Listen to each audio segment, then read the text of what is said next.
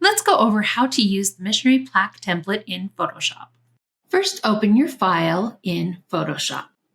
If you're not familiar with Photoshop and you're having trouble following along with this and other tutorials, go ahead and go to Window, Workspace, and Essentials. Make sure you're on Essentials and reset Essentials. This is going to make sure that your toolbars look the same as mine. And then the next thing I like to do is just collapse that so that things are more accessible. It doesn't take up quite as much room.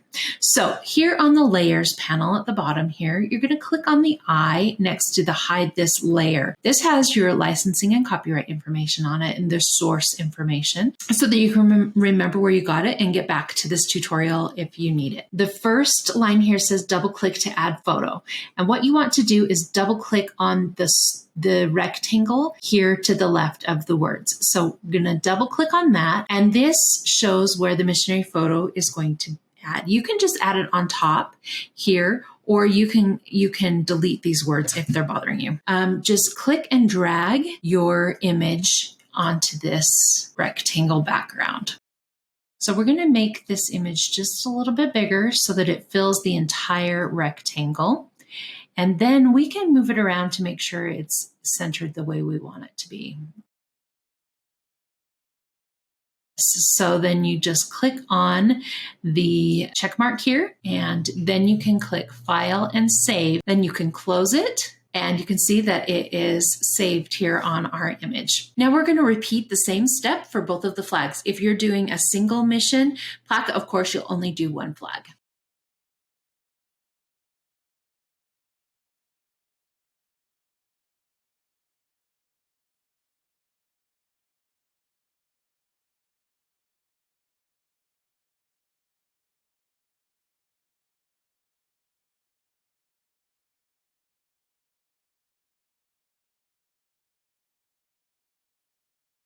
Just hold Shift key down while you drag the corners out if you want to make sure it doesn't get warped while you transform it and make it bigger.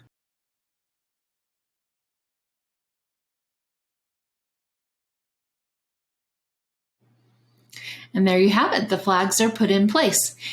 If you don't like the way the white in the flags bleeds right into the background, you can always click on the flag and then click on the FX and add a drop shadow. And that's going to bring up your drop shadow options. So I'm just going to go ahead and reduce the size a little bit so that it's just very subtle. I'm going to go with about 18, and then I'm going to turn the opacity down so that it's really light, about 3%.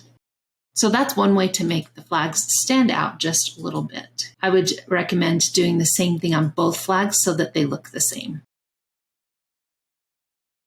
Now we're ready to update the name, date, and mission. Go ahead and click on the T for text, and you're going to click on the first name. So let's just highlight all of that text and then type our missionary's name. I like it in all caps, but feel free to do it however you want. We're also using the Libra Baskerville font, but you can change the font to meet your own needs.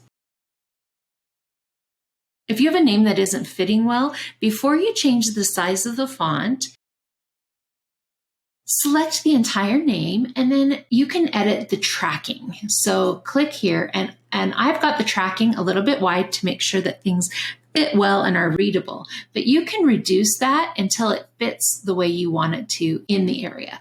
So that's still maybe just a tiny bit too wide. So let's go with 10 and see how that fits. Click off of it, and it's still a little bit too wide. So we're going to go down to 0.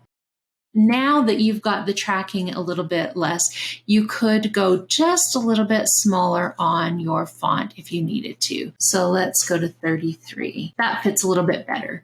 And then I may want to go up just a little bit in the tracking to make it readable, and that looks much better to me. So that's one of the things that you can adjust.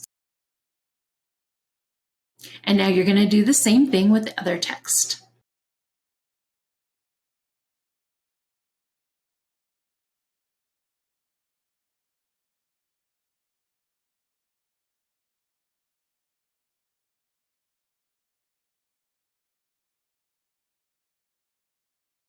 The last thing you're going to want to do is replace this text with your scripture or quote for your missionary. And as before, you can change the font size, and in this case, the spacing between lines or leading to make this fit as well as you can. Here's where you find the leading, and you can change your font size here or up above. And then when you've got that updated, you are ready to go. Save as to save your file as a PSD in case you need to make any changes, and then save it again as a JPEG or other image file so that you can either print it on your own photo printer or send it to be professionally printed. As always, if you have any questions at all, you can email me at hello@myfaithgrows.com.